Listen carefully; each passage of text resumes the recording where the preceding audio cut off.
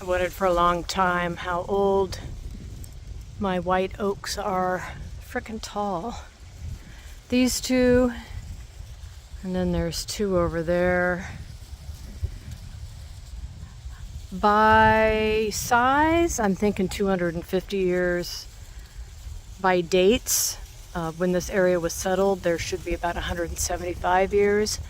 But we are going to use a mathematical formula to figure it out. So we need to measure at breast height, about 4.5 feet above the ground, the whole circumference of the tree. And the easiest way to do that is to take a piece of rope or twine, put it around the tree at that circumference, mark it on this, and then measure it with a measuring stick or measuring tape or measuring whatever. So I'm going to do that for these trees because I also want to see which one is the oldest. So, okay, I'm going to get started right now.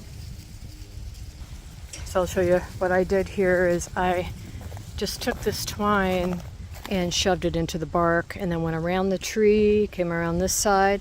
Now I'll mark it right there, and then we'll measure it with the measuring tape. All right, so I've got the twine on the ground. One end holding the measuring, one end of the twine. Here's the other end. And we are right at 107 inches. So I'm going to mark that down in my notebook. And then I'm going to measure that tree and those two. And then we'll go do math. All right, we're on the other side of the driveway now. Measured those trees and that tree and this tree.